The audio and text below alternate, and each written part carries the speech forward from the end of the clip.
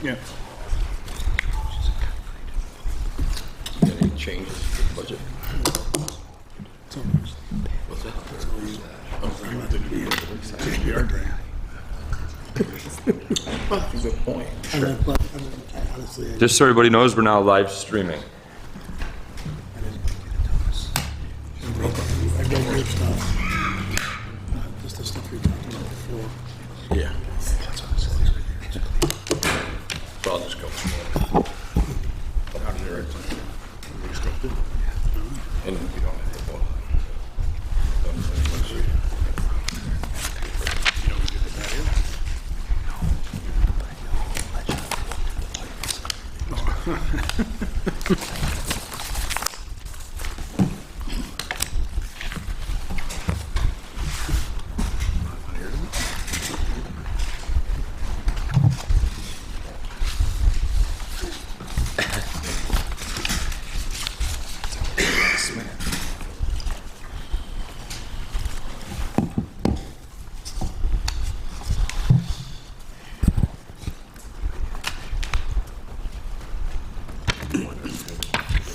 Well, I need a slightly bigger desk here, so.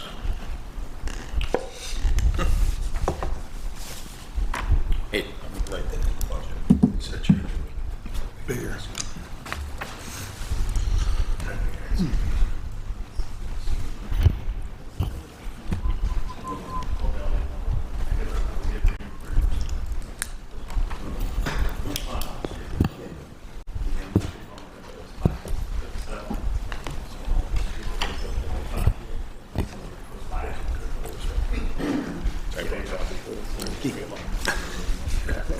For the reach.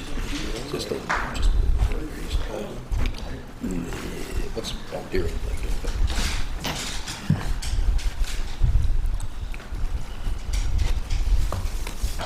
Work on that pavilion down here, senior center. They did their motions. What he did there.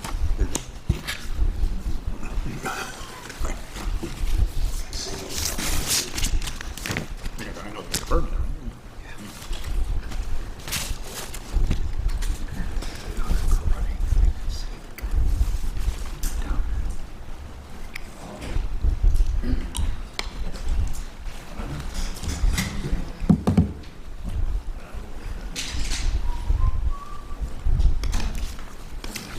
Familiar to you? They do that when they did that. Yes. What's that? Well, I don't they just started today. They were just like, they just had a couple. It could be. Yes. The When they post. dug the fines and fees, then probably. Alright, so they're thinking about this. Either should get 25 For the what? and then there's another one for repairs. Okay. Which I could have sworn repairs. Footings in the concrete. Oh, yeah, because we and then we had to reimburse our carrier, Tokyo Marine. That would be awesome. Right of the state, whatever. Yeah, I don't have all this. I don't, that number, I don't think that went into the server. No, it was good. So all the data was. I know there was two different ones. One was 2,500 and 500 by utility. And they brought, we could put data in. I think the next for Miller Street. Miller Street? Miller Street, this going back. Well, you got backups. 2 years ago. I seen you guys in backup. We did? We I will see it. Oh, I do remember. Yeah. You know, You guys off. That looks like it's for that state comptroller. I'm just guessing. We'll see. What that's for.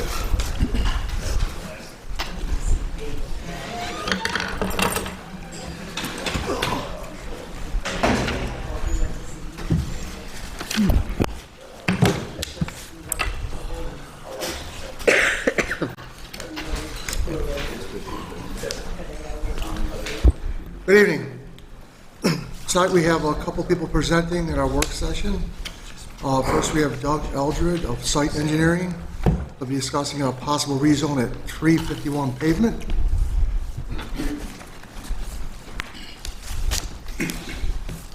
Good evening. Good evening, everybody. My name is Paul Marinaccio. I have never done this before, so if I if I look a little silly, I want to apologize ahead of time. But a couple of months ago, I own a piece of land on pavement, 89.99 acres. And I bought it from Lafarge. It's got a mine permit for about 30 acres, and the rest of it just vacant land. So a couple of months ago, I was talking to Rick Anastasi that I wanted to put a subdivision.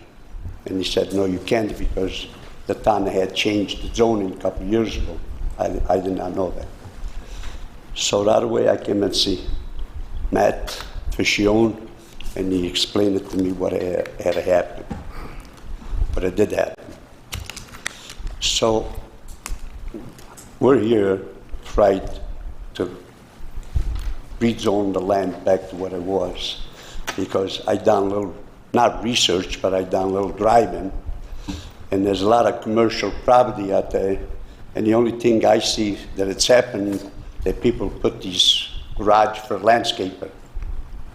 Okay, I don't see no industry where, you know, a factory comes in, it's going to put 500 people, 1,000 people, 200 people. I don't see that kind of need on this property right now, and I don't see in the near future. So I hope that we convince you to change the zoning back to what it was, so I could put a subdivision. What I want to do is I want to close my mine permit and build a 20-acre lake and do something like Spalding Lake, have big lots. That land that if some of you want to go walk, I'd be glad to meet you over there. It's got a lot of hills and dips and whatever. It's beautiful.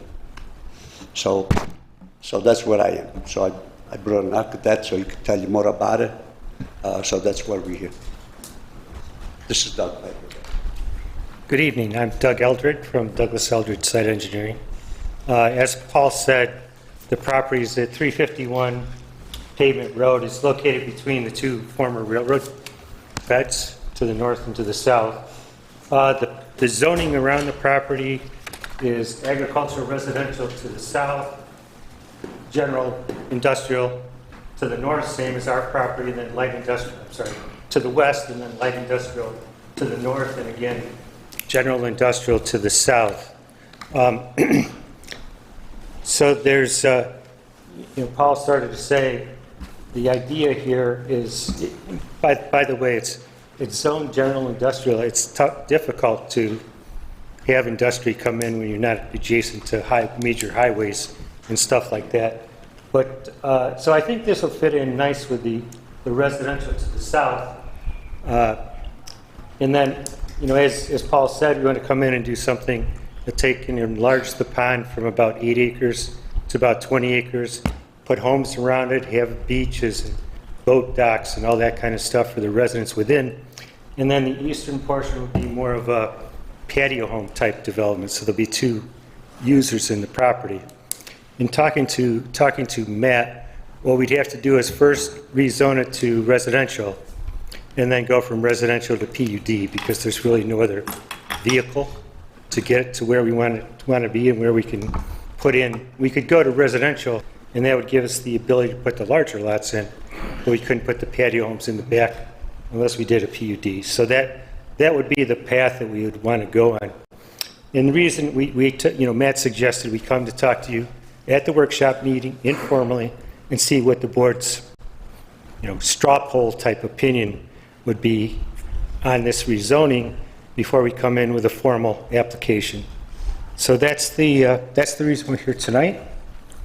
I'll be glad to answer any questions. Yes, sir. How many homes are you thinking about putting in there? And I can't read the cross streets from here. Could you pass that around so I can see exactly where it is? This is Pleasant View Drive, Pavement Road, Westwood Road.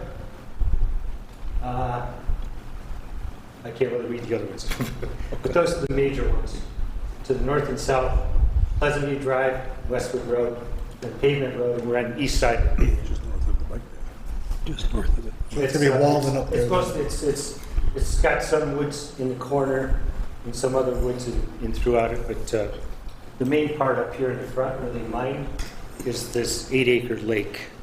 That's, what it is the gravel that they took out, or whatever aggregate they took out, and it leaves a big hole and it fills with water. So Paul's idea, and I think it's a good one, is take that 8-acre lake, get it up to about 20 acres, and then we can put high-end residential all the way around the lake in the front side, and then the back side we could do more like patio homes. So we've got a mix of use in the property. So it's really. You're south of Walnut. Yeah, Yes, we are south. Yeah, it's opposite where the Willow Beach is. yeah. It's pretty much opposite that lake. By the bike trail. Okay. It's just, yeah, just north of the trail, Yeah. north side of the trail, basically. And how many Yes. homes? You know how many homes yet? Like, How many homes? We haven't done any sketches yet, but, you know, let's figure, yeah, probably a couple hundred. Yeah, he'd be across from, adjacent from Laurel Lake. So what we would do if the board feels it's okay to go further, next time we come in with the application, we would go ahead and bring in some sketches and show you exactly what we wanted to do. But before we, take step one, it can be a sensitive thing, obviously, to take industrial land and go to residential. But it's a downzoning, and there's less impact on the land and less impact on the neighborhood typically. So that's the good part.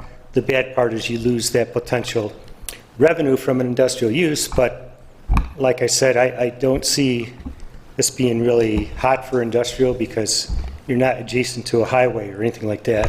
When you're looking at general industrial, that's the type of land they're looking for.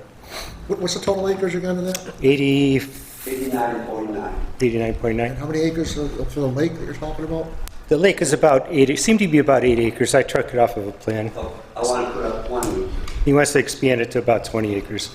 So with the fill we take, and there's probably areas we got to fill up for purposes of getting utilities and things like that. But you don't have a good number of homes. I'm sorry, didn't, Number of homes you don't have, yeah, approximately. The number of homes you want to put around that lake? I don't have a number for you now. Like I said, if the board seems amenable to this was a workshop meeting, not a public meeting, or it is a public meeting, but it's not a part of the normal agenda. Then the next time we come in, we'll come in with sketches. I'll tell you exactly what we want to put and where we want to put them. But the idea here is what does the board feel about going from general industrial to a residential use? Well, we would, personally myself, I would like to have the residents' input in that area. Of course. That's normally when people, what I've told people when they want to rezone, get the support of the residents around there. Because they're the ones that have to deal with it mainly. So that for me is the first step, is getting support. Okay. I know there's a lot of businesses in that around there, but So are you suggesting that we come in with a sketch next and informally, or do we want to come in with an Well, there's application? 5 members here, others could say what they want here. But my personal thing is, normally when someone's going for a rezone, I'd like to see community support for a rezone. I'm sorry? I'd like to see community support for a rezone. in the Sure, area. So, sure. Then again, there's 4 other members that could. Yeah, I mean, I've done, the other nice thing about it is the railroads provide pretty good buffers to the north and the south. So it's not going to impact people. And again, I think these people who are in low density residential would probably prefer residential than general industrial on the property. But of course, we haven't talked to anybody yet. So I guess I'll look to Matt a little bit, but my thought is if you're saying, go ahead and pursue further. No, mine, I just want to see this. Sure. Then the next thing we'll do is come in and we'll do some sketches, get Matt involved, make sure he's happy with everything. And then we'd have something to show the neighbors that would be more tangible than just a piece of land that would be rezoned from industrial to residential. So that would be my thought. Whether we do that formally or informally, I guess that's the question. Do we go ahead and make the application, or do we try to gather up the neighbors on our own, or what's your thoughts? If you're on it? looking for input from the board, I'm not for it. I'm not for putting hundreds of Well, homes in there. I am definitely looking for input from the board because you folks are the ones that got to vote on it, so. How did the other board members feel? My concern is the loss of industrial land. You take it away, 70 acres of, basically, of industrial land, and, you're talking about homes for, for the next 20 years or whatever, and growing that out, but, we've also got to, keep growing our industry too in this town. So too. how long has in this fact, been zoned industrial? I mean, I'm not trying to be rude here, but this property, because of its location and no access to major highways, is very difficult. Well, just on Cemetery, which is to the west of the property, right there, right where you put your finger, on the east side of Cemetery, we just had a utility company put up a major building there. Okay. So, I don't know how. You could maybe find some, Moving from down the street. Yeah, but I know exactly. But I'm you saying, maybe could find one or two small things to do it, but my, I've seen any industry. I think we have another presentation that we have to do, so the back Okay. and forth. Yeah, no, If you I'm wanna just give saying- some comments. so, I mean, I really am interested in finding out. You're saying, let the public know, see what they say. That's my thought. You're saying, Probably not. Probably And not. I'm You're not even saying- sure where the water district comes into play here, because off of pavement, it's not too far east of there. Yeah. Where the water district ends, I mean, there's just a bunch of stuff. There's- I'm not into putting hundreds of houses in that area, and I Okay. would not vote and to I change would, the I would zone. like to see more of a concept plan of what you Okay. actually, well, yeah, so Yeah, if I you, agree. I mean, it's hard for me to give you an opinion if I don't know how many No, homes are that's- gonna be there, the size of the lots, that sort of thing. yeah, that's fine, Sir, Exactly. same thing? Okay. But, I mean, has any samples of the soil been, I mean, there's mining that's been there. Has anything been done to test the land to see if it's viable for homes? I mean, well, you have the railroad tracks there. I'm just saying, vacant land for Yeah, a long time. no, we haven't, I've been doing this 45 years, I don't waste time. I like to find out if there's a glimmer of hope before I move forward. If you tell me there's a glimmer of hope here, then I'll answer every question that you have. Every question that Matt has. So you have really 4 board members that want to see more. I'm sorry. You have 4 board members that pretty much want to see more at this point, That's good. without being able to give any. No answers. problem. Okay, That's what we'll do. okay, Thank you. thank you. Next, we have John Barniak of Camino Woods to present the amended site plan of a self-storage development at 5841 Genesee Street.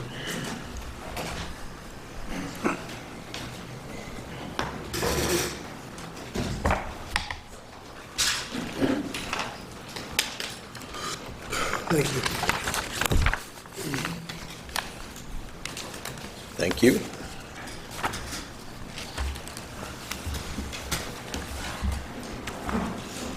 Thank you, sir.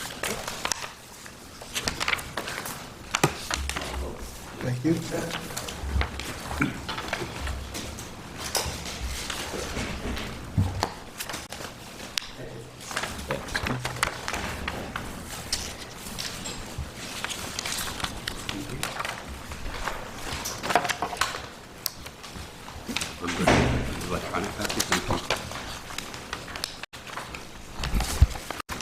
Good evening. My name is John Barniak with Carmina Wood Design. I'm here tonight on behalf of Fred Donato and Donato Homes and his proposed self-storage facility located at 5841 Genesee Street. The proposed project site is located on the south side of Genesee Street, just west of the existing Tops Distribution Center. It's right next to Brazen Brewing also. We're proposing a site plan amendment to the site plan and the special use permit that was previously approved by the town, I believe last November. The previous plan consisted of 13 self-storage buildings, storage office building, 4 shop/warehouse office buildings, and the front 2 acres of the site were to remain vacant.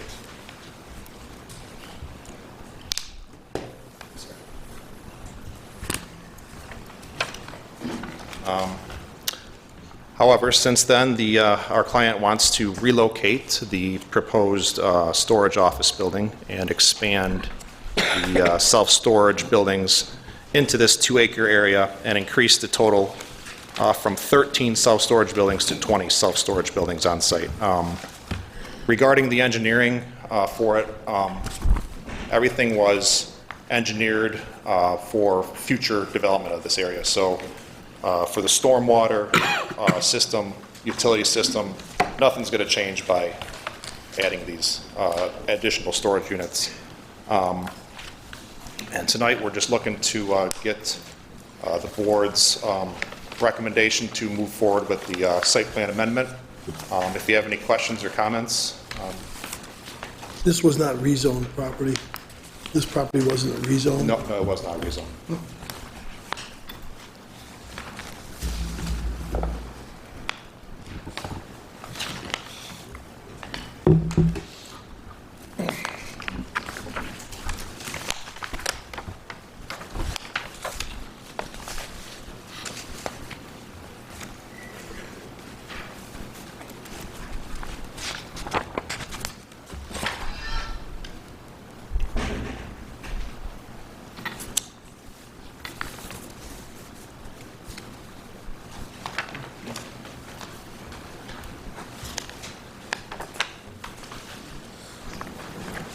Matt, is there any new major issues or that we have to worry about with this, or?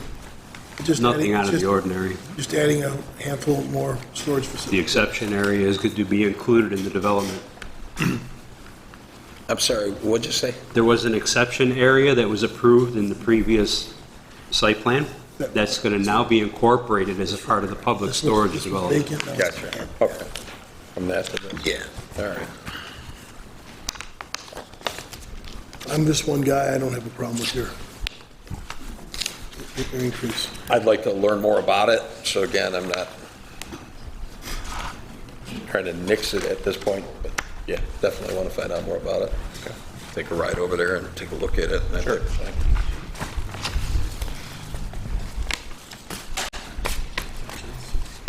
So if you look at the second page. You got landscaping along the front, too. Yeah, I mean, the landscaping's going to be basic, evergreens, Yeah, just yeah. to break up these Yeah, buildings. sure. Yeah. That's right along Genesee Street there. Yeah. Yes, that's,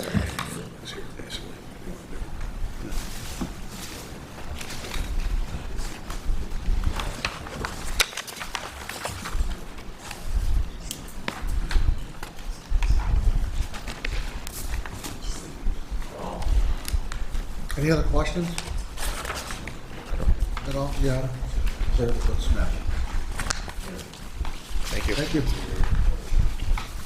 appreciate the info. Thank you.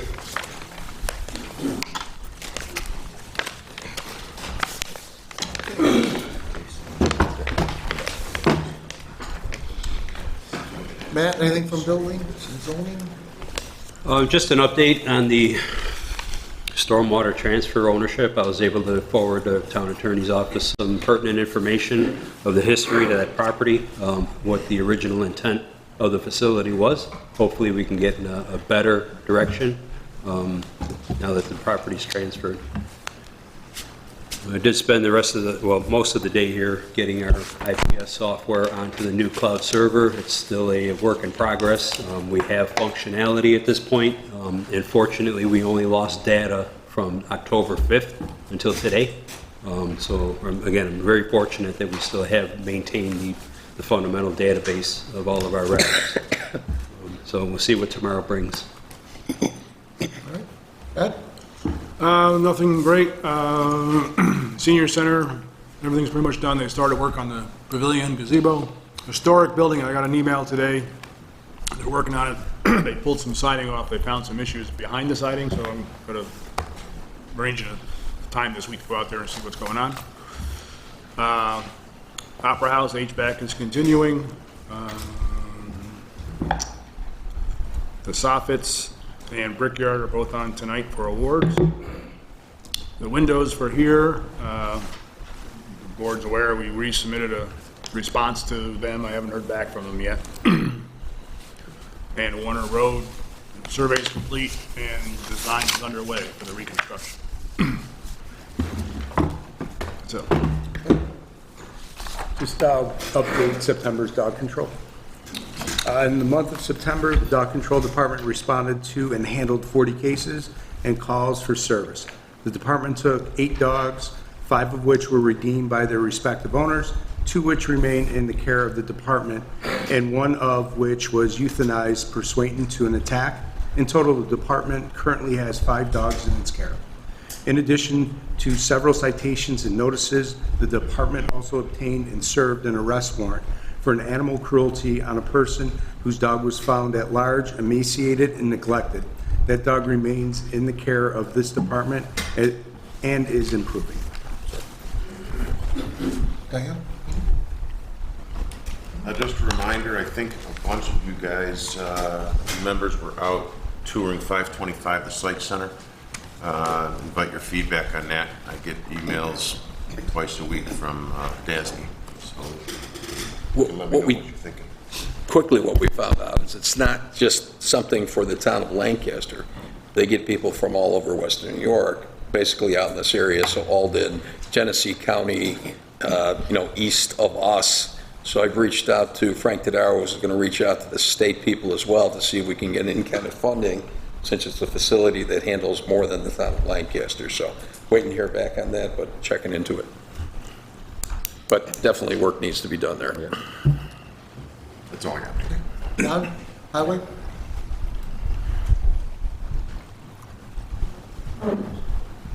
Good evening. Evening. Oh, real quick, Highway Department right now is in full leaf pickup mode, obviously. We send 2 leafers out daily, and we're set to send out additional tow-behind leafers once leaf drop hits full gear. Our department's been working pretty diligently preparing the trucks for winter, cleaning them, undercoating them, hanging plows. I sent an email out today regarding the Name the Plow Truck contest that we're going to try to sponsor this year with elementary school age kids. We changed it from kindergarten to 6, and we're going to go 4 to 6.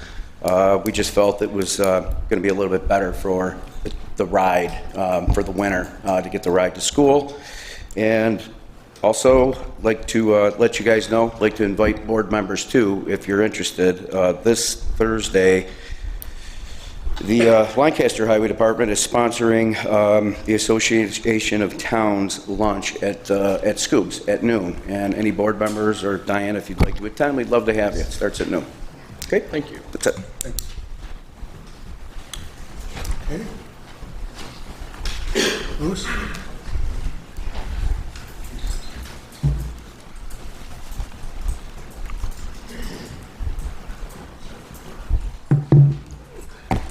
Good evening. For the rec side, we're looking for board support on a fair amount of resolutions on the agenda today. 16 and 17, the Brickyard, that's looking for continue that project. We've talked about that a fair amount at our board meetings. So the software repairs, I'll be working against some extra eyes with that on both of these projects if they go forward. Number 18, part-time employees for our basketball, swimming, and our fall tennis program. Looking for support on adding those additional employees.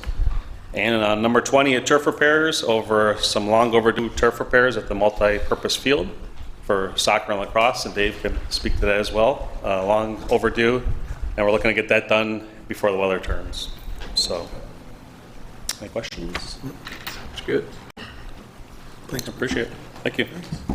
John, anything from the Youth Bureau?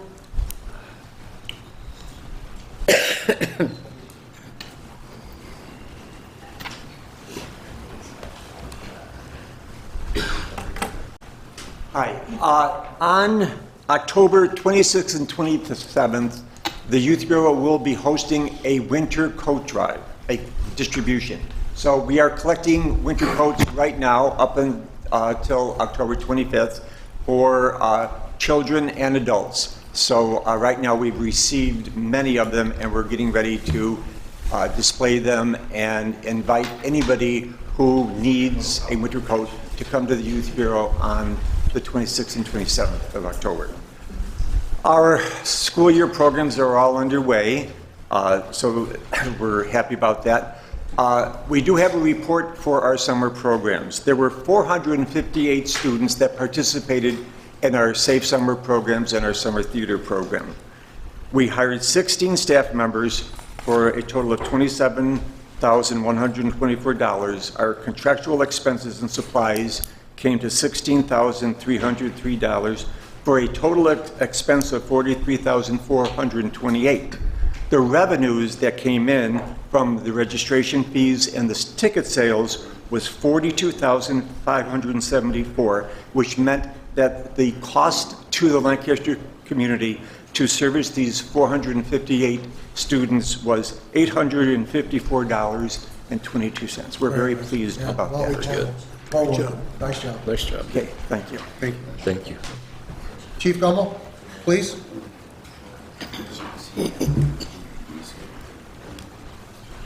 Oh, yeah, it is. I just see on the minutes tonight, the resolution for the all-terrain utility vehicles being hopefully put up to bed. I just want to encourage all of you to strongly consider this as an option in case of another snow emergency like we had last year. Those vehicles with the tracks were really the only vehicles that we were able to deploy and get to people that were stranded in off places. Otherwise, they would have been stuck there. Who knows how many serious potential injuries or fatalities we may have dealt with had we not been able to use the ones we had by Homeland Security. So appreciate any support we can get from the board on those two items. Thank you. Thank you. Anything else? We have like a minute left. Planning board meeting is Wednesday at 7 o'clock. Okay, so there's a banner program going on, and I believe it's on our town website. It kicked off last Wednesday, and what it is, a sponsorship. You're going to enter into Lancaster with these banners on light poles, letting you know that you're entering the town of Lancaster. There'll also be some up at our parks as well. There was 31 lampposts identified to start the program. 17 has been spoken for already. So it's gone pretty well, less than a week, and there's only 14 left to sponsor. If any business is interested in getting their name up on a banner pole, I encourage you to look at the website and learn more about the program.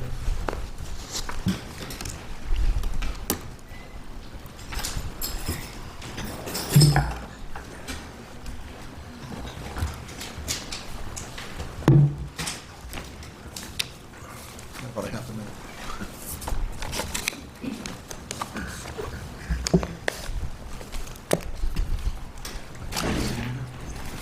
Got to do these in order? No. I just want to get the public.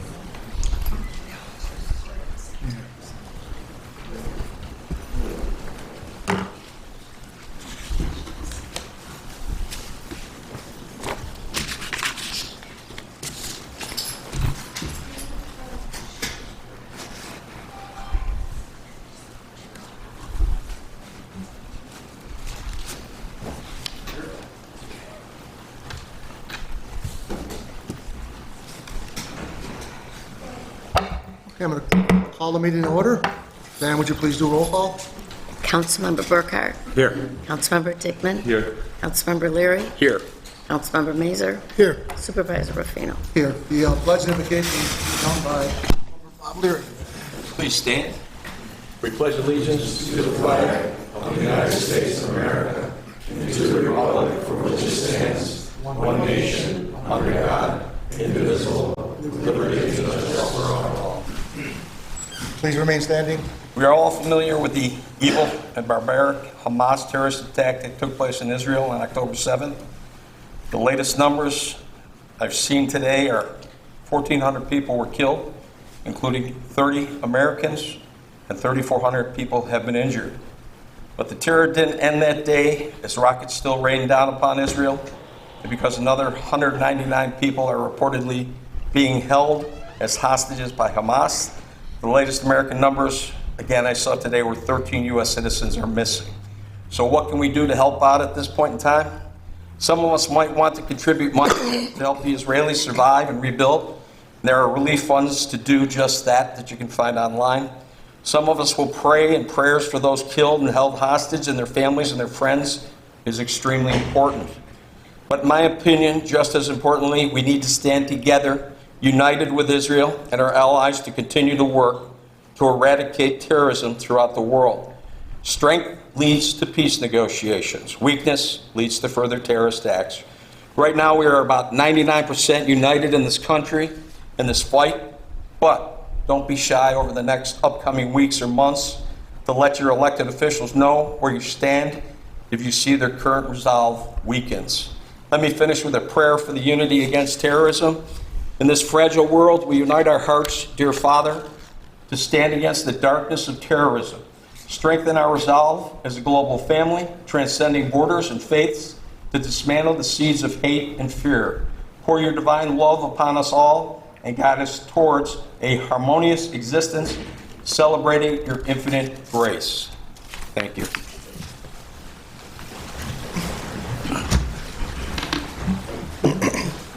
Okay, tonight's meeting, we have 23 final resolutions, no suspended resolutions, 6 public hearings, 3 executive sessions, which will be all under number 2. We don't have anybody close the memory of. That's a good thing right now. Obviously, keeping our minds and our thoughts the horrific acts that have taken place and all the people that have lost lives there, for sure. So with that, I'll ask anybody that's on to speak on any of the 20 resolutions, the pre-filed resolutions, to raise your hand. Yes? Come up, I'll give your name and address, please.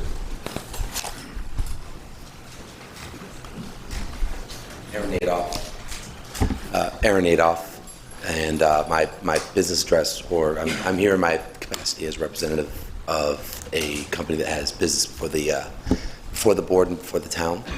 And I don't know if I'm out of order here. It's number, I believe, 4 on the agenda. The proposed moratorium, 1-year moratorium on That's a public hearing, so that's not up yet. Okay. Yeah. Thank you.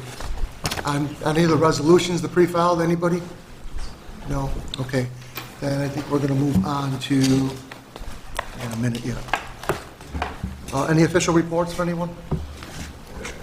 Report of town board committees? The only one I have is the planning board is meeting this Wednesday at 7 o'clock in the council chambers.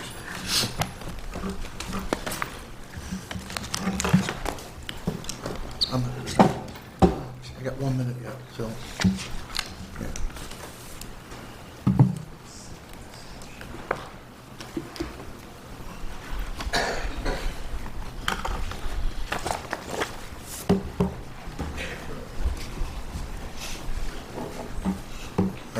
Okay, I'm going to ask for a motion to open the public hearing number 1, which is the Community Development Block Grant funds. Motion to open the public hearing? I'll second that. On the roll, please. All in favor? Aye. Any opposed? Motion carried. Okay, I'll read the public notice. Legal notice hereby given that pursuant to a resolution of the Town Board of the Town of Lancaster adopted on October 2nd, 2023, a public hearing will be held on the 16th day of October at 7:05 p.m. At the Town Hall to hear all interested persons regarding the use of federal community development funds in the Town of Lancaster. The Town of Lancaster is eligible for a federal community development grant under Title I of the Housing and Community Development Act of 1974 as amended. The purpose of the hearing is to provide an opportunity for citizens to express community development and housing needs and to discuss possible projects which would benefit low and moderate income people in the Town of Lancaster. Citizens are urged to attend this meeting to make known their views and/or submit written proposals on the Town of Lancaster's selection of potential projects to be submitted for possible funding by the Federal Community Development Grant Program. The hearing will also present a review of prior community development projects, expenditures, and a discussion of eligible activities. The meeting room is wheelchair accessible. Those needing special arrangements should call the town. So I'll ask anybody who'd like to speak on this public hearing. I'll ask for a second time and a third time. Let's make note, is the Town of Lancaster, the only place that's really eligible for this, it's low to moderate income, is the senior center. So you will always see things coming through for our senior center for project improvements. That's the reason why we don't have that block of an area in our township that qualifies. So at this point, I'll ask for a motion to close this public hearing. Motion to close? May I have a second? Second. On the roll, please. All in favor? Aye. Any opposed? Motion carried. Ask for motion to open public hearing number 2, which is special use permit for Ellis Auto and Collision at 501 Erie Street. Make a Motion motion. open. Go ahead. A second? Second. On the roll, please. All in favor? Aye. Any opposed? Motion carried. Okay. I'll read the legal notice. Legal notice is hereby given that pursuant to the authority set forth in Chapter 400-zoning, Section 78 special use permits of the Code of the Town of Lancaster and the Town Law of the State of New York, and pursuant to a resolution of the Town Board of the Town Board of the Town of Lancaster adopted on the 2nd day of October 2023.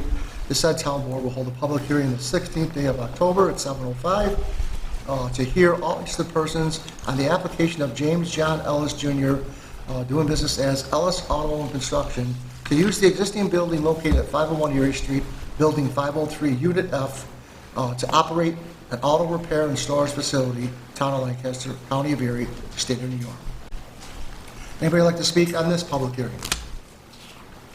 I'll ask for a second time and a third. I'll ask for a motion to close public hearing number 2. Motion to close? May I have a second? Second? On the roll, please. All in favor? Aye. Any opposed? Motion carried. I'll ask for motion to open public hearing number 3. This is a special use permit, Green Drop, 4723 Transit Road. Motion to open? May I have a second? Second. On the roll, please. All in favor? Aye. Any opposed? Motion carried. Legal notice hereby given that pursuant to the authority set forth in Chapter 400 zoning, Section 78 special use permits of the Code of the Town of Lancaster and Town Law of the State of New York, pursuant to a resolution of the Town Board of the Town of Lancaster adopted on the 2nd day of October 2023, the said Town Board will hold a public hearing on the 16th of October 2023 at 7:05 to hear all interested persons on the application Ronald D. TVI Inc., doing business as Green Drop, to use a space in the parking lot at 4th Street Plaza, 4723 Transit Road, Depew, to operate Green Drop Mobile Donation Center, Town of Lancaster, County of Erie, State of New York. Anybody like to speak on this public hearing? I'll ask for a second time and a third time. Ask for motion to close this public hearing. Motion to close? May I have a second? Second. On the roll, please. All in favor? Aye. Any opposed? Motion carried. Okay. I'm going to go to the budgets first. Number 5 first. So I'll ask for a motion to open public hearing number 5, 2024 Special Districts Budget. Motion open. May I have a second? Second. On the roll, please. All in favor? Aye. Any opposed? Motion carried. Notice is hereby given that the Town Board of Town of Lancaster, New York has completed its estimates and assessment role relating to special districts, spreading costs on a benefit basis, and has filed same with the town clerk for the following districts for 2024. Consolidated Water District, Consolidated Lighting District number 1, Fire Protection District, Refuse and Garbage District. And further notice is given that a public hearing on such estimates and assessment role will be held on October 16, 2023. At Lancaster Town Hall, at which time and place the town board will meet to hear and consider any persons interested in the subject matter thereof. Anybody want to speak about the public hearing number 5, which is the special districts budget? Ask for a second time, a third time. Ask for motion to close. Motion to close. Hang on one second. I do have a question on that one. Consolidated Water District, is that in that section? Are we working on the changes that need to be done to the fund balance in there? Yes, I did an update where I took some money out of, I made a transfer from the general fund to the water fund to, for that amount that you said that Okay. we felt we needed to. Yeah, so people know that came out a little short. We try to keep 2 months' worth of reserves for all these different appropriations, so it came out $79,830 short of what should be in there. So it's perfectly fine to move general funds into that particular fund. And again, that'll all be taken care of by the time we vote on all this stuff at the next town board meeting, correct? Correct. Okay. Motion to close. Make a motion to close. Second. Second. On the roll, please. All in favor? Aye. Any opposed? Motion carried. Okay. I'll ask for a motion to open public hearing number 6, which is the 2024 preliminary budget. Motion open. May I have a second? Second? On the roll, please. All in favor? Aye. Any opposed? Motion carried. Notice hereby given that the preliminary budget of the town of Lancaster for the fiscal year beginning January 1st, 2024 has been found in the office of the town clerk, 21 Central Avenue, where it is available for inspection by any interested persons during office hours. Further notice is given that a public hearing of the preliminary budget of the town of Lancaster for the year 2024 to be held by this town board at Lancaster Town Hall at 7:05 local time. And in such hearing, any person may be heard in favor or against the preliminary budget as compiled, or for or against any items contained. Pursuant to Section 108 of the town law, the proposed annual salaries of the following officers are as follows. Supervisor, $76,559. Budget officer, nothing. Total, $76,559. Council members are all at $21,571. Town justice, $49,299. Town clerk, $91,315. Records management officer is $69,35. Register of vital statistics is $3,060. And clerk to the zoning board of appeals, $3,652. Total is $104,962. Highway superintendent is $82,139. Forestry supervisor, part-time, $3,811. Town drainage officer, $5,956. Total is $91,906. Would anybody like to speak on the budget? Ask for a second time? Yes, sir?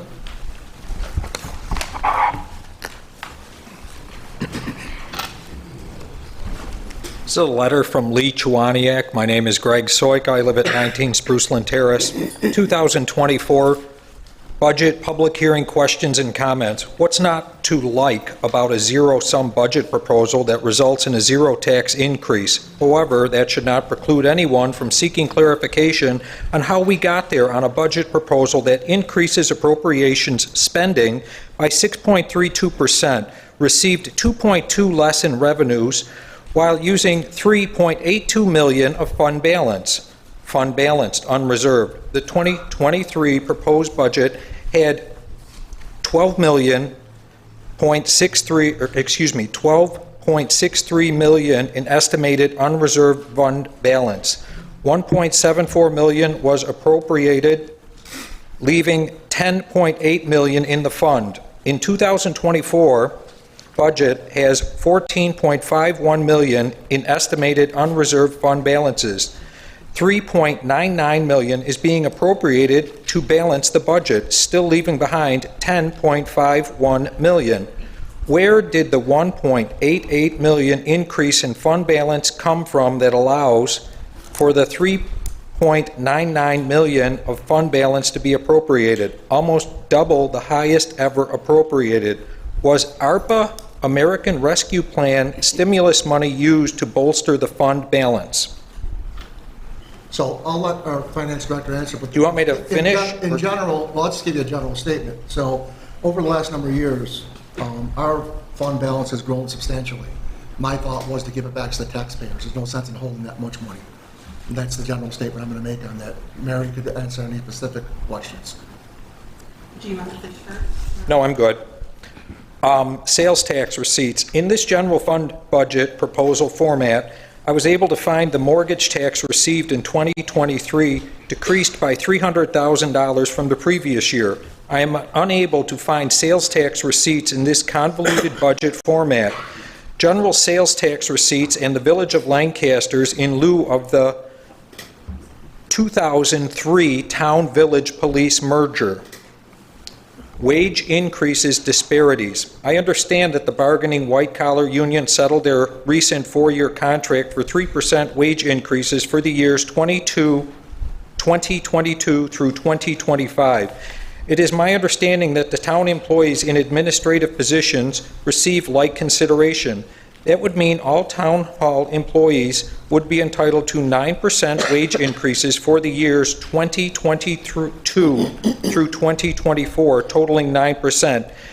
In examining the proposed budget, I did find exceptions. Supervisor's office, supervisor 6.1%, assistant to supervisor minus 13%, secretary 1.1%, accountant 3.8%, assessment, the assessor 12%, appraiser 11.7%, town attorney, principal clerk, typist $50,709 to $22,000 part-time, prosecutor 6%, highway department, highway superintendent 13.5%, deputy and 2 crew chiefs $79,775, code enforcement, secretaries 2, 15% from $45,763 to $52,639, parks, indeterminable because format is dissimilar to highway and does not itemize employees' positions and wages. I would like to know what crew chief Stutz is earning. Town clerk's office, all employees are receiving the 9% salary increase as set out in the white-collar union contract. That included town clerk Terranova and lists her salary in the department budget at $83,736. Page 10, line item A1410.100. In the schedule of salaries, page 74, she is listed as earning $91,315 as town clerk. The tentative budget has been on the town's website for 2 weeks, and no one has picked up on this discrepancy, including the sponsor of the resolution announcing the budget's public hearing. I would hope the board would investigate these disparities, seek explanation why they exist, and correct them before the final budget approval. In closing, the tentative budget format of the past few years is ill-defined in comparison with past budget. The old format should be resurrected. Thank you. Thank you.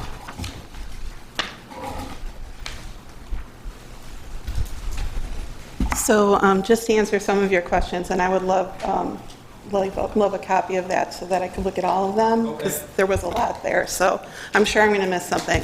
So as far as the salaries are, those are based on current staffing and the contracts that were recently ratified. Just as an example, in the attorney's office, there was a decrease there because the clerk who works there is part-time compared to the person who worked there in 2022 who was full-time.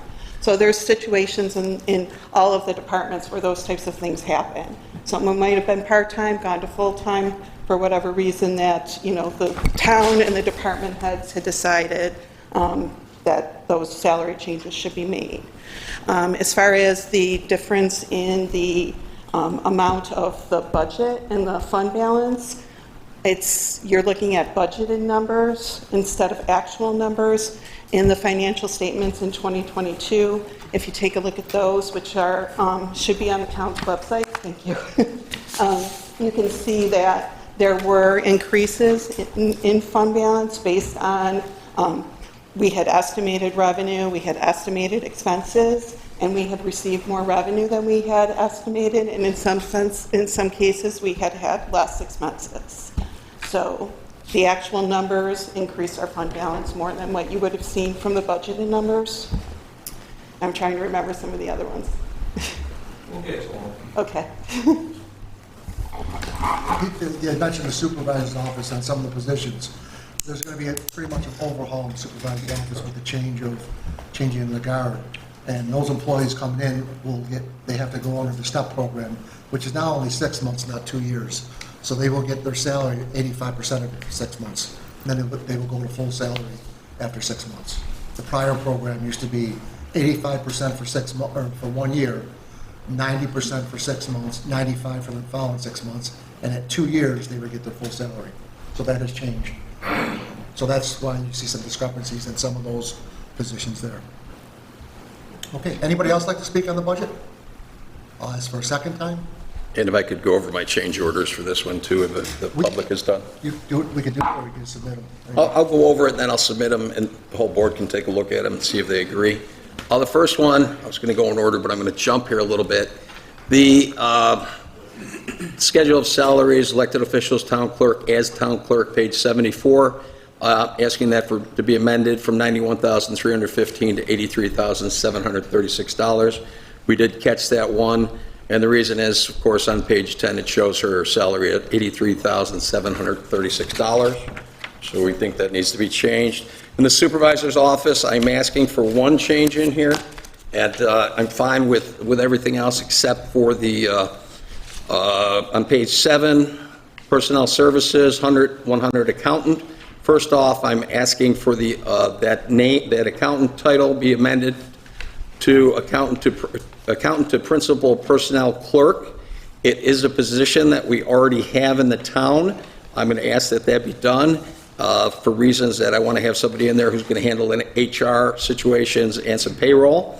And I'm asking for a salary change to amend what's in there from $50,875 to $52,371.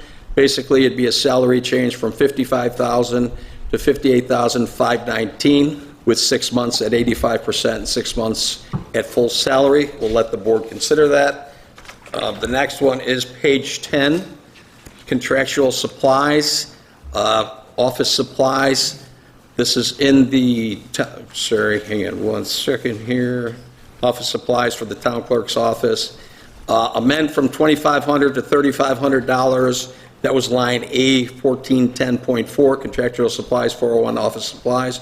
Due to the increase in cost of printer toner that is doubled and other necessary items. So I'm asking for that to be increased. Page 26, A7989-4, other culture and recreation contractual expenses. .449, support for whole house restoration, and I think I already got the support from the board for this one. Amend our contribution to them from $3,500 to $5,000, and that came as a request from the whole house director to increase cost of restoration. Okay, and the last one I got here is page 34, B3620, safety inspection, .1, personal services, .100, assistant code enforcement officer. Amend the number of assistant code enforcement officers to 4, and amend the amount from $198,467 to $259,661. The reason for this change is per discussions with the code enforcement officer himself, where he indicated that he did not need another building and zoning clerk, but he did need another assistant code enforcement officer. The average salary for the assistant code enforcement officers is $66,155. And again, a new code enforcement officer would get 85% of that for 6 months, and then the full salary for the other 6 months.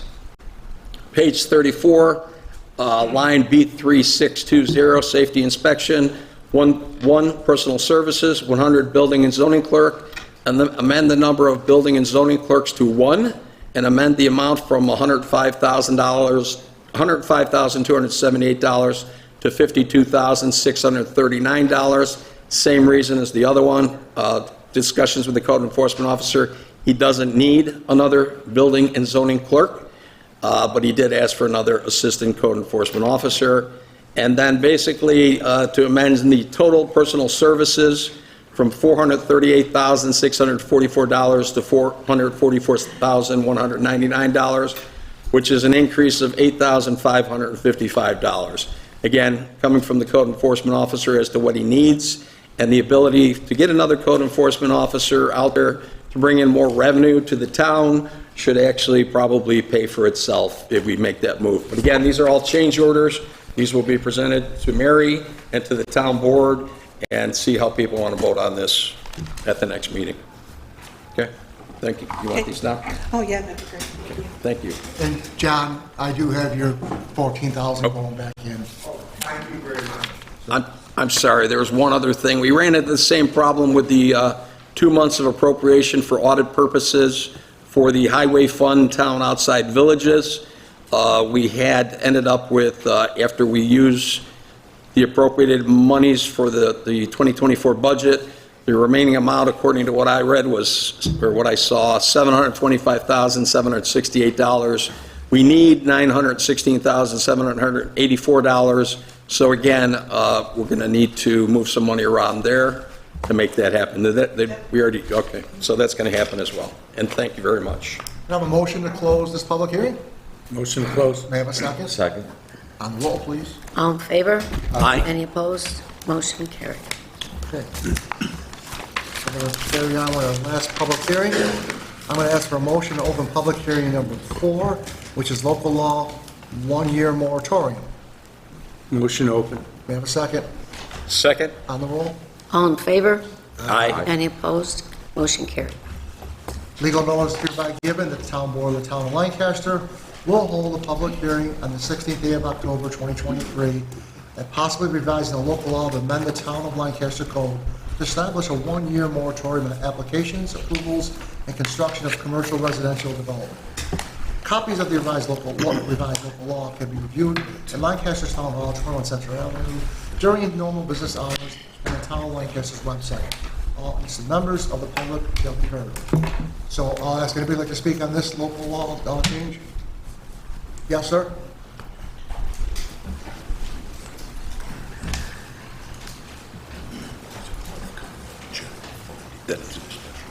Again. Good evening, my name is Aaron Adolph, Schiffmacher Chinelli Adolph. The address is 737 Main Street, Buffalo, New York, Suite 100. I've come before you to voice a, well, not so much an opposition, but a recommendation that the local law 1-year moratorium be slightly amended as it's currently drafted. As it stands, it appears that the focus of the law is to afford the town time to engage in a review of the current zoning for the entire town and to avoid the approval of application for and construction of high-density residential units within the town. I take no position on that. I would just say that the one carve-out that is identified in the local law as it's currently drafted should be slightly amended and expanded. The exception to the local law identifies minor subdivisions on personally owned land, which of course is pursuant to the zoning ordinances of the town, any development that would include 4 or fewer buildings that front an existing road. My recommendation would be that the local law as drafted and proposed be amended to include single-family residential developments that expand into major developments, major subdevelopments. So properties that would include more than four residences, but single-family still, in keeping with the town's interest in promoting the development of medium-density housing and maintaining the character of the town as it currently exists. That expansion would again be in keeping with what appears to be the town's overriding interest in maintaining the residential character of the town. In support of this proposition, I would just direct the board's attention to a comment that was actually made earlier with regard to the reduction in mortgage tax receipts for the town, which were represented as being in excess of $200,000 or $300,000 over the fiscal year 2023. That's in keeping with the broader trends here in Western New York, where you see anywhere, depending on the sources that you're looking to, from 22 to 17% increase in median home value, the cost of homes on the market, and at the same time, a 40% reduction of single-family homes that are available in the marketplace. It makes keeping families in the town and in Western New York, frankly, very difficult when you have escalating home prices and you don't have new home stock coming online. I understand the town's concern about high density and making sure that high density development would go into those areas of the town that make the most sense to maintain, again, the character of the town and the village, and to avoid there being overspill into areas where you wouldn't have the infrastructure and support for the increase in population. That said, the slight amendment that I'm suggesting is in keeping with the existing language and only slightly expands to include the major developments where the developers would be incurring the expense of expanding spurs or roads and expanding, of course, town services into those areas, subject to board review and approval. And with that, unless you have any questions for me, I'll rest. Thank you. Great. Anybody else like to speak on this? Yes, sir?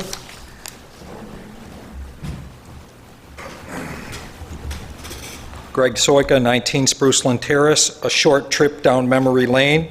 November 20th, 2001, newly elected Councilman Ron Ruffino stated high on his list is controlling growth in Lancaster, which he says will benefit the community as a whole.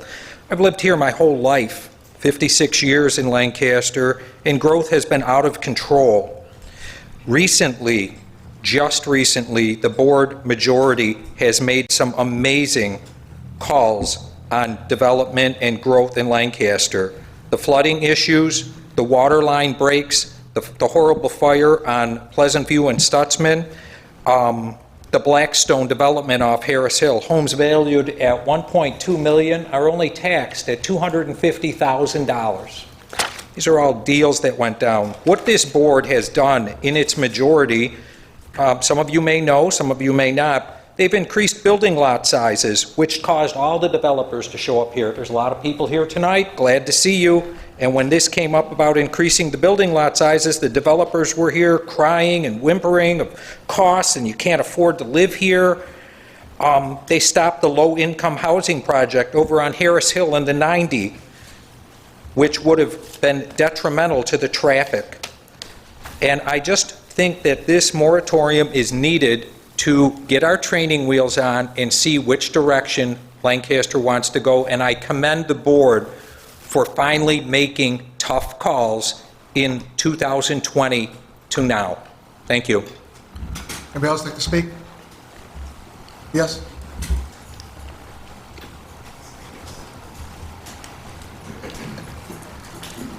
Hi, good evening. Gretchen Galliford, 26 West Home.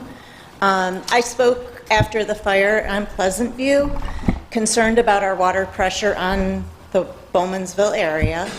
And I was told that the water department would come and, give us a review of our water pressure.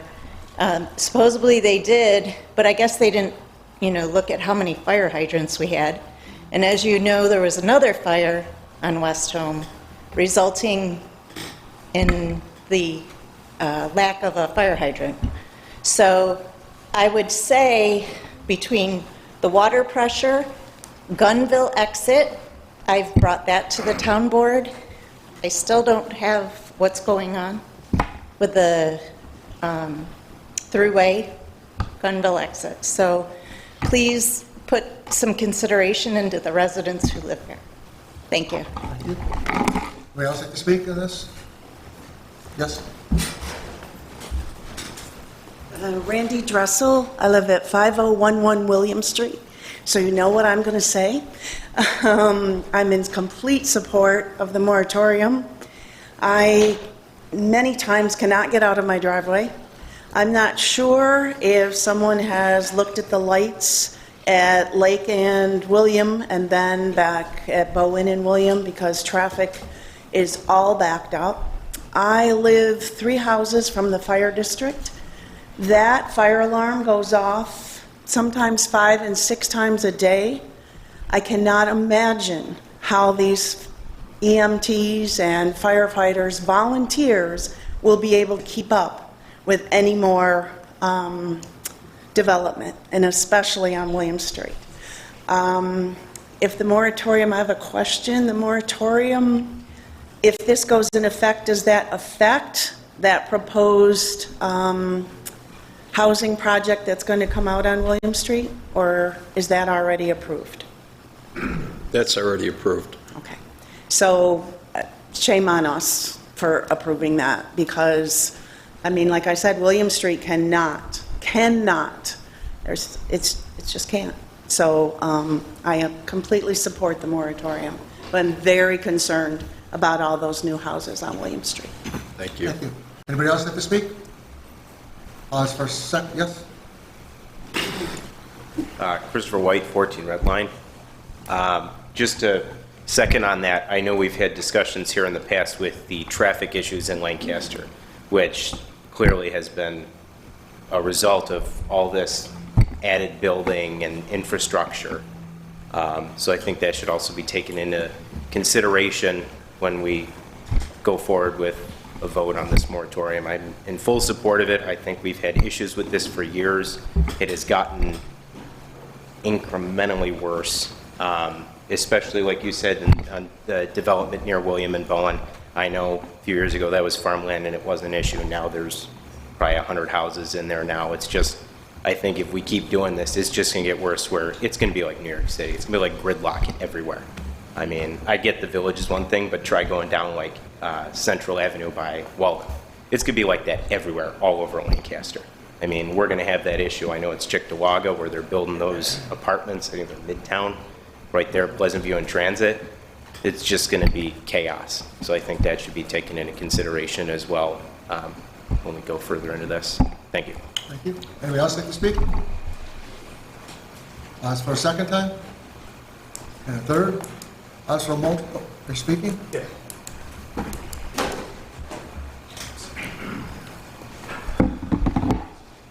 Good evening. My name is William Tyne. I am the Executive Vice President of David Homes. I've heard a lot of talk about the out-of-control characterization of development. I think a review of the building permit data, I just took a peek at some of it, provided by the United States Census, showed that I think in 2009, the town of Lancaster issued 167 single-family building permits. Last year, the town of Lancaster issued 66. So it isn't out of control. And by the way, my daughter just built a house outside of Orlando where she works in a development that has 2,200 lots in it. So the idea that this is out of control is simply not true.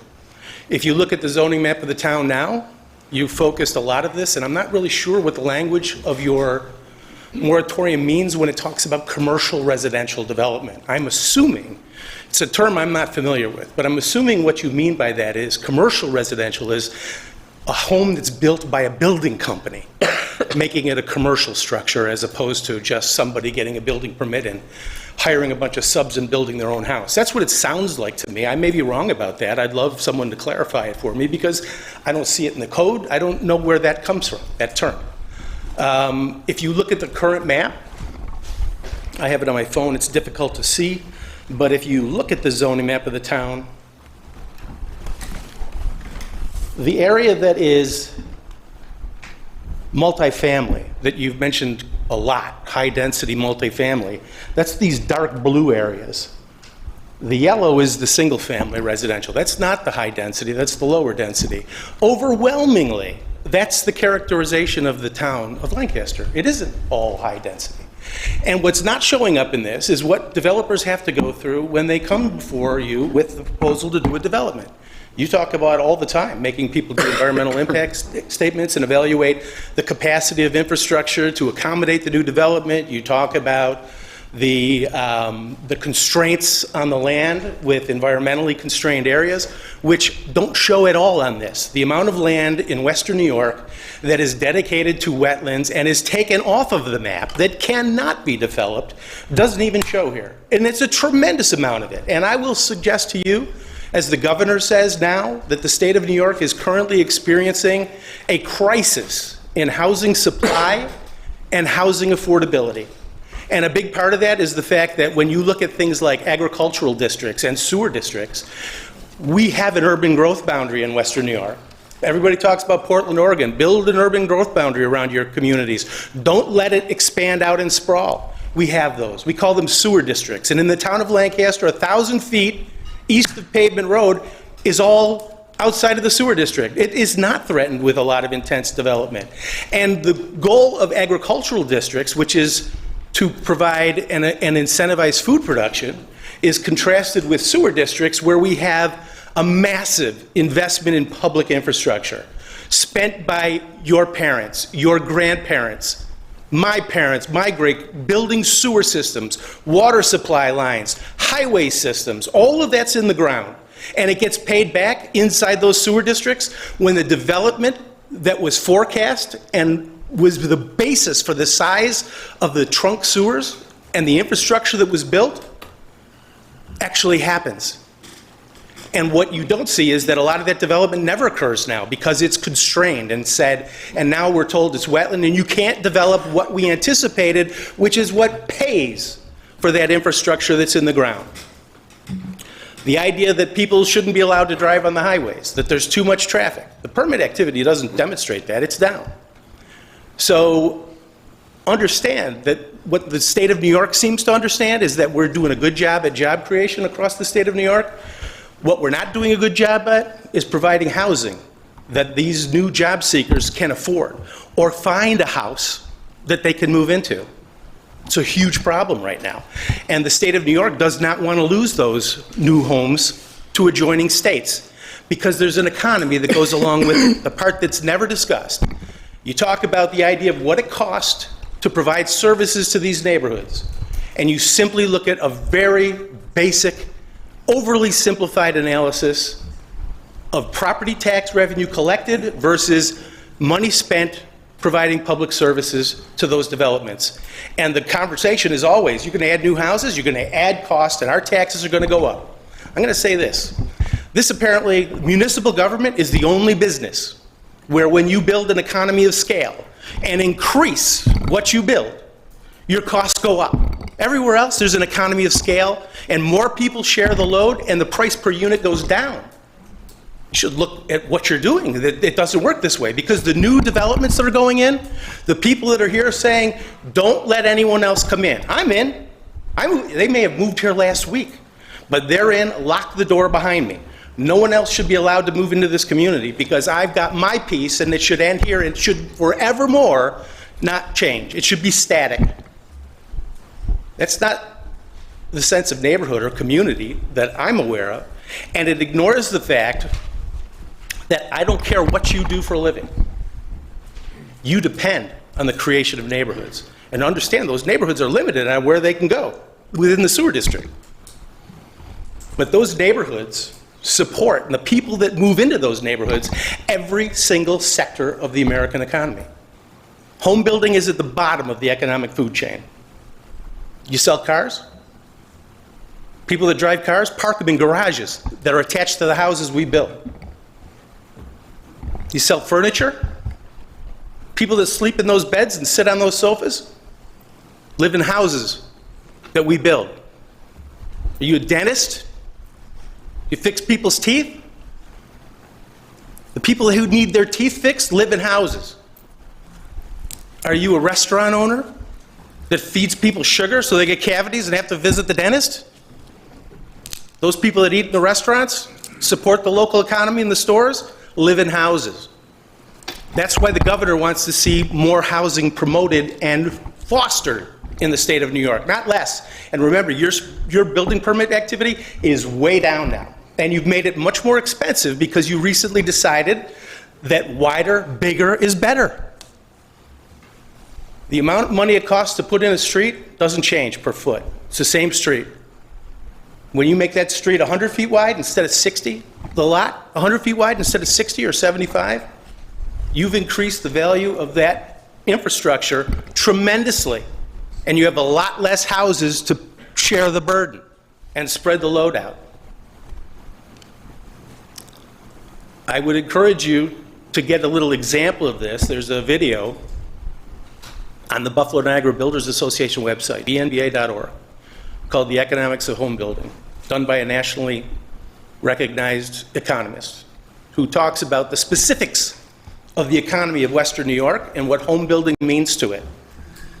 This is not a good thing for the town of Lancaster. It's a detrimental thing for the town of Lancaster, and development is the furthest thing from being out of control. Anyone who actually undergoes the process and has to navigate it at a local level, a regional level, at a state level, and yes, at a federal level, and finds out what it's like to get approvals and get to the point where you can actually put a shovel in the ground and build something, no one would say that's an out-of-control process that no one's overseeing and no one's looking at. That's, frankly, an absurdity. And I'll be happy to sit down with any of you and describe to you in detail what it takes to get something approved and built. And Lancaster's no different. I'll give you a flow chart if you want to see what it's like. And the flow chart's simplified, and it's complex. So with that, I've taken up enough of your time. I thank you for listening, and I hope you consider what I've had to say. Thank you. Thank you. Thank you. Anybody else like to speak?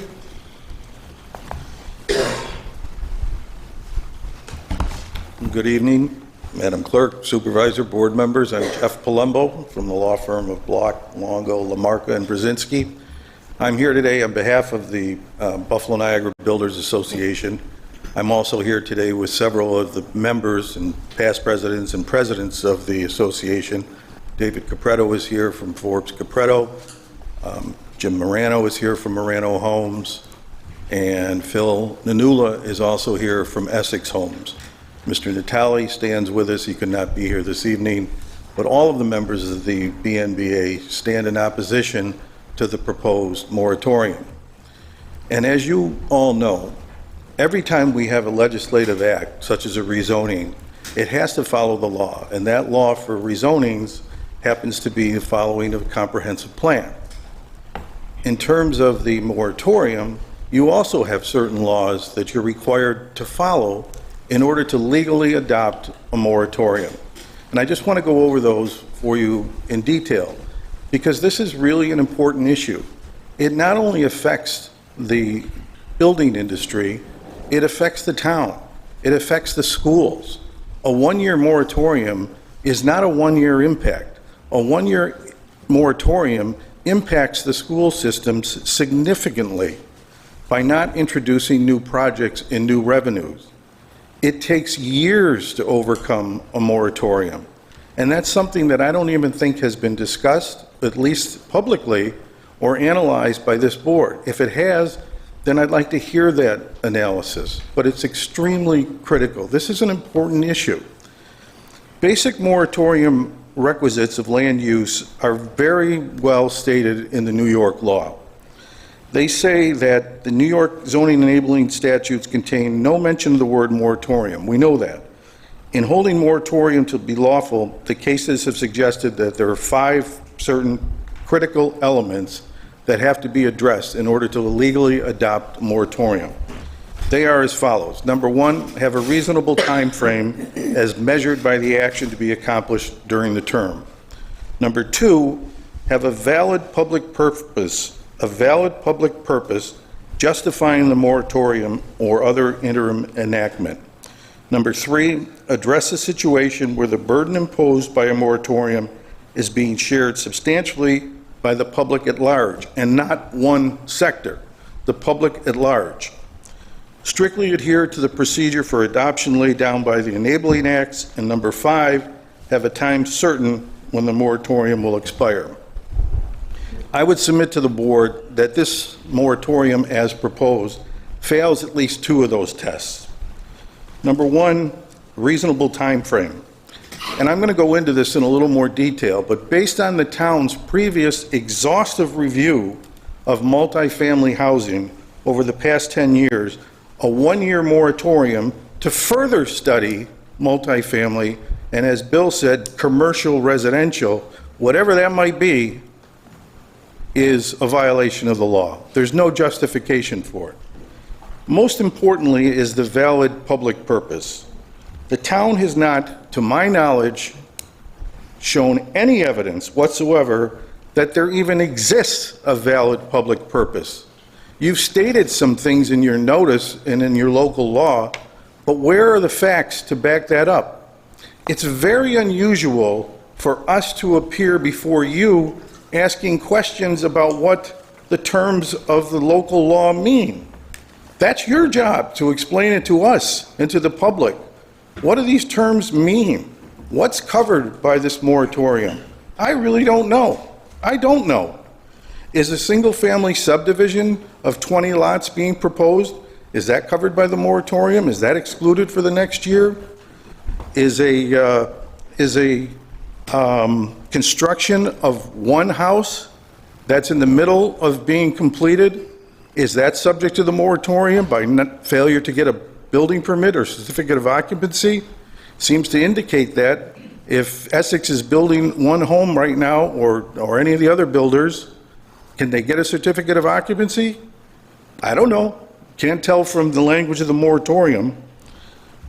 So the public purpose, as I said, there's no evidence to support any of the factors that you mentioned in your language in the local law.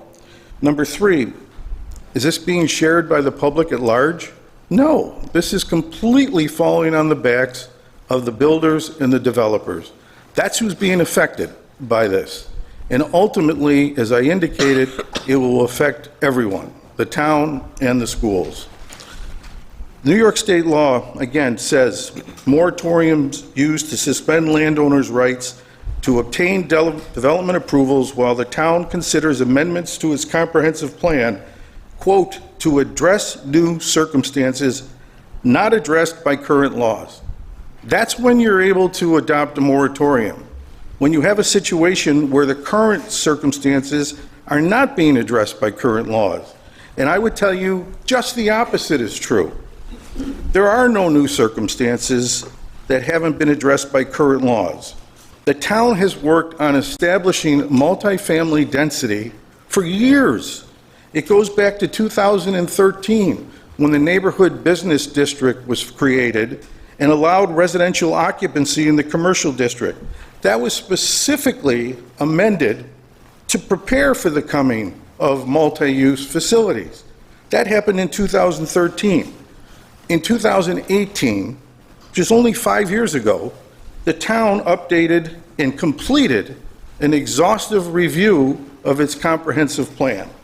Several years of review that involved many stakeholders throughout the town. That comprehensive plan was adopted in 2018, and specifically it said to review rezoning to allow a variety of housing types. And there's additional language in the comprehensive plan that specifically refers to multifamily. In November of 2020, the town followed up on its adoption of its comprehensive plan, and it created the multifamily multi-use district in 2020. 3 years ago, the town amended the plan to create multifamily multi-use district as a specific result of the adoption of the comprehensive plan. It says in the plan, the intent of the multifamily residential mixed-use district is to provide areas within the town for the development of attached and detached dwelling units at higher densities where public sewers are available. That's what the comprehensive plan envisioned, and that's what you envisioned when you adopted the MFMU district. Encourage development that exhibits the physical design characteristics of pedestrian-oriented storefront shopping streets by allowing certain neighborhoods serving retail, service, and other uses. Again, I don't know if that's what commercial residential, that language that's in the local law means. I don't know. But if it does, it doesn't apply because you've already exhausted your review. There's nothing left to review. In 2022, going further, which is only a year ago, Schedule B to the zoning code was amended and adopted certain language setting forth specific requirements for MFMU uses, multifamily uses, such as minimum lot area, lot width, density, floor area, everything. 1 year ago, that was adopted by the town board. The legislative findings in the local law that is being proposed today state, the Town of Lancaster Board does hereby find the town has experienced significant growth and rapid growth. To protect the public interest, we need to have this moratorium. Since when? Since when did this great change take place? Not since 2020, not since 2023. So what is the justification? It's not there. There exists no evidence whatsoever to support the unsubstantiated legislative findings set forth in the local law. It's just not there. So that goes to the issue of vagueness. As I started this discussion, the local law goal is to, quote, maintain the status quo as to certain commercial development in the town. What does that mean? I mean, seriously, does anybody have an answer to that question? Are we entitled to know what the local law is intended to prevent? in the next year? If you adopt that and we walk out of there tonight, what do we do? What does a builder do? What does a developer do? We don't know. Does it include just commercial? Does it include just residential? When you look at your definition, the commercial residential development land uses shall be broadly interpreted to encompass any development of multifamily housing facilities. Okay, so that looks like we're aimed at multifamily, but not limited to apartment complexes, condominium buildings, townhome communities, and other residential income home subdivisions and development. Now we included everything. Is that what's intended? Are we really trying to keep out single family? Is that part of commercial, residential, that definition? I don't know. I consider myself to be reasonably intelligent, but I have read this ordinance 20 times, the local law. I don't know what it means. What are you trying to include? And I know I've said it 3 times now, but I think it's the most important issue. What are you trying to include? And I don't think you should include anything for all the reasons that I've given you already. It just doesn't meet the New York law standards. So with that, I'm happy to answer any questions and certainly would like to hear some discussion from the board as to the questions that we raised this evening. Thank you. And again, I'll ask for a third time. Anybody want to speak about this? You come up to speak?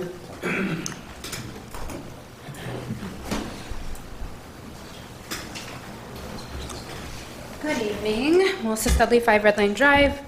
I just wanted to come up here and say that it's obvious there are 2 very opposing sides to this that is before you. So you have a very difficult decision to make.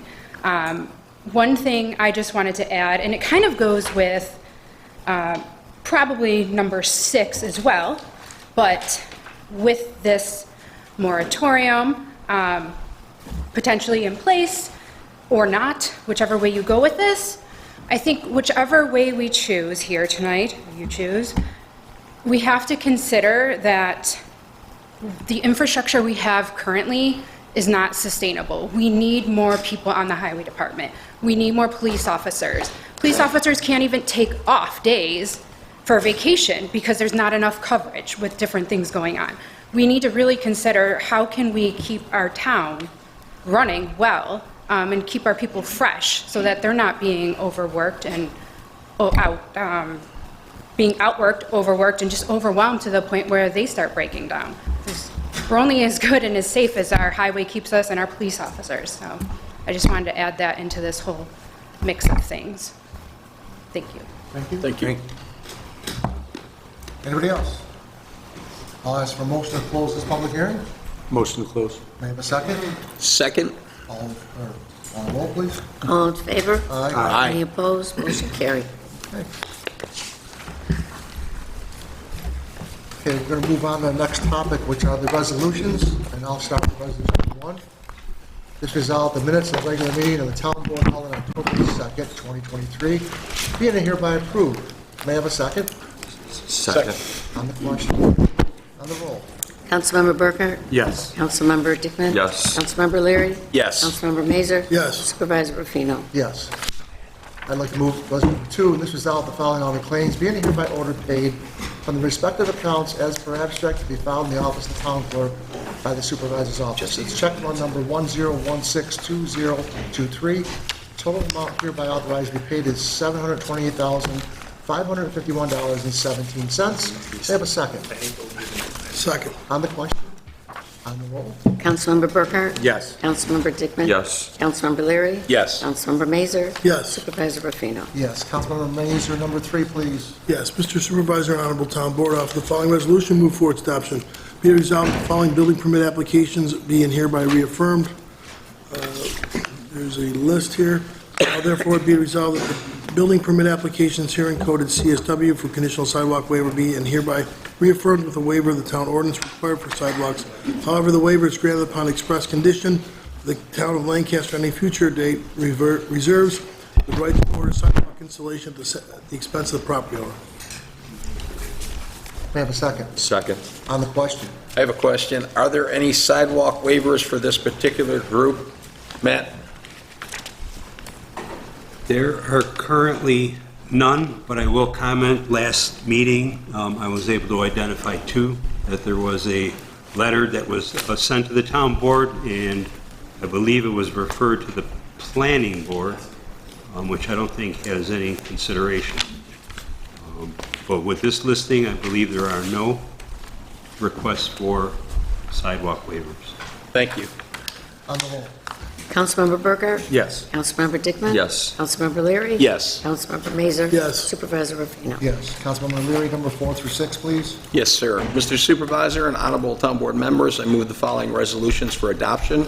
Number 4, whereas the town board of the town of Lancaster considered and passed a resolution setting new protocols for project concept presentation to the town board on September 5th, 2023, and whereas the process for project applications to request time to present to the town board during work sessions has been reconsidered, and whereas the town board shall now require applicants to contact the supervisor's office for scheduling presentations to be awarded on a first-come, first-served basis, now therefore be it resolved, project applicants shall present their concepts to the town board during the work session for a period not to exceed 5 minutes prior to formal application submittal, and be it further resolved, no more than 3 projects shall be heard per work session, and be it further resolved, project applicants shall contact the supervisor's office for the scheduling of presentations to be awarded on a first-come, first-served basis.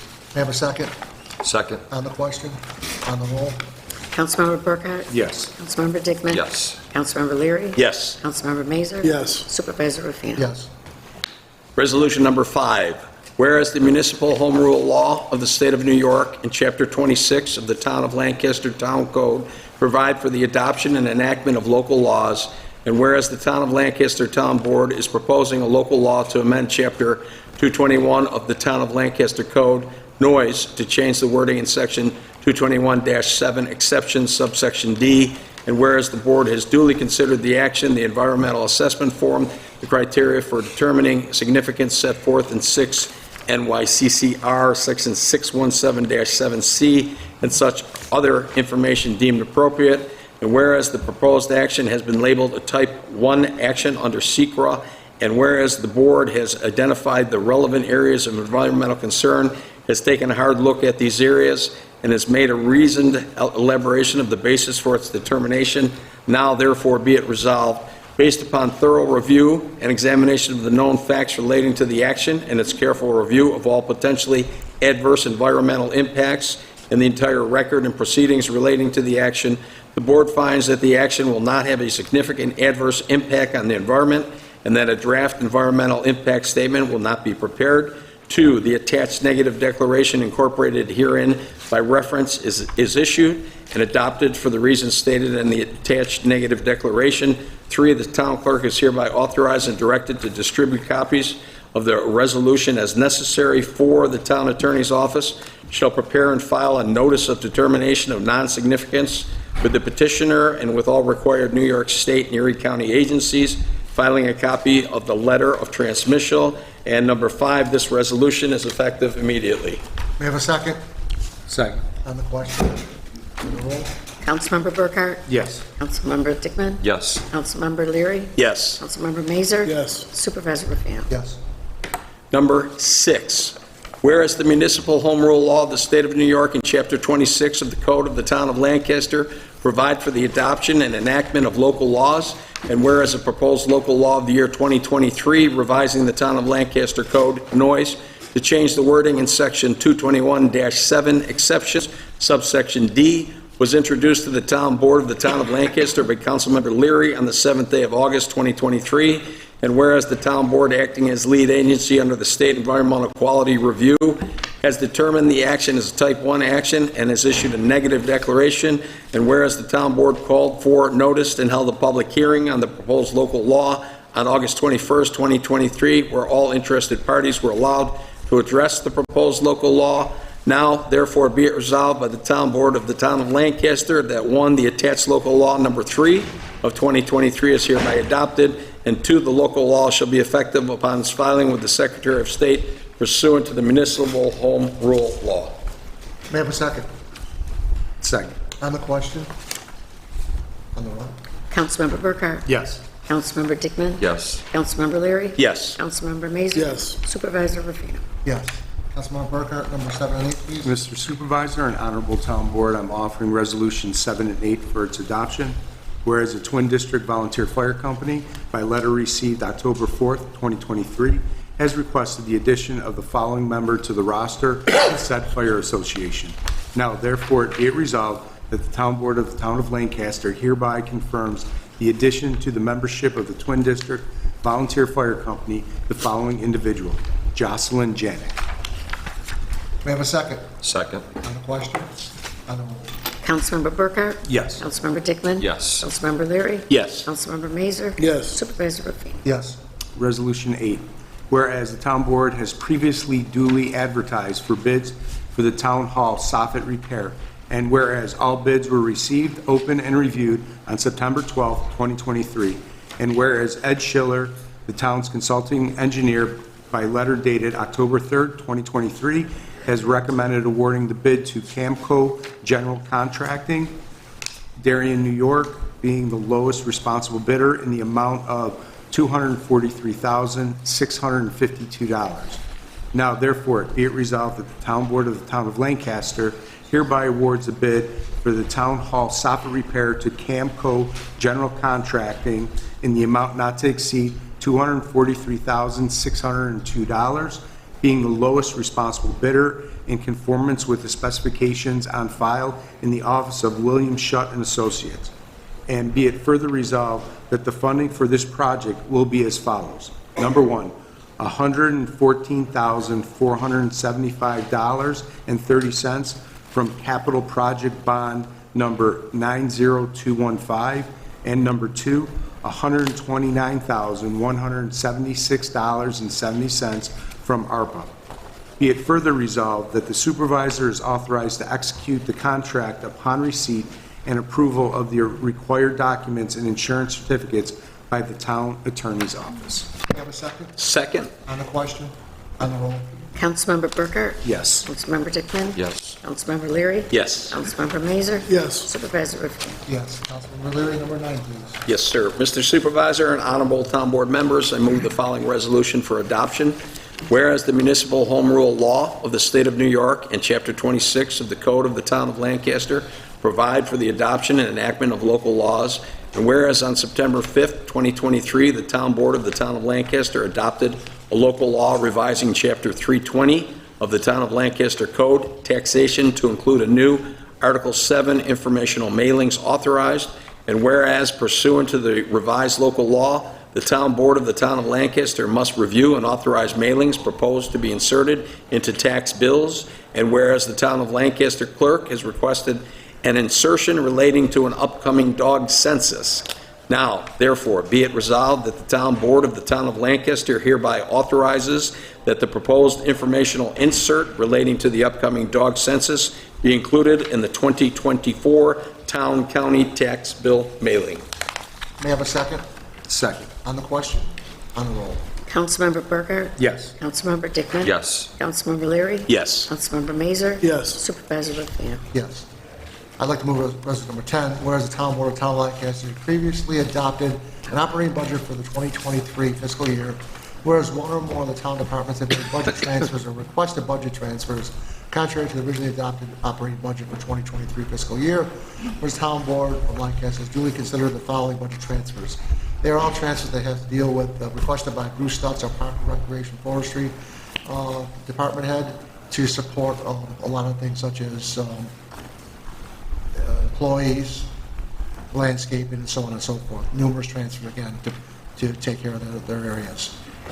Be it further resolved, the Town Board of Town of Lancaster hereby authorizes the budget transfers above described. May I have a second? Second. On the question? On the roll? Councilmember Burkhart? Yes. Councilmember Dickman? Yes. Councilmember Leary? Yes. Councilmember Mazer? Yes. Supervisor Rufino? Yes. Councilmember Burkhart, would you handle number 11, please? Mr. Supervisor and Honorable Town Board, I'm offering Resolution 11 for adoption.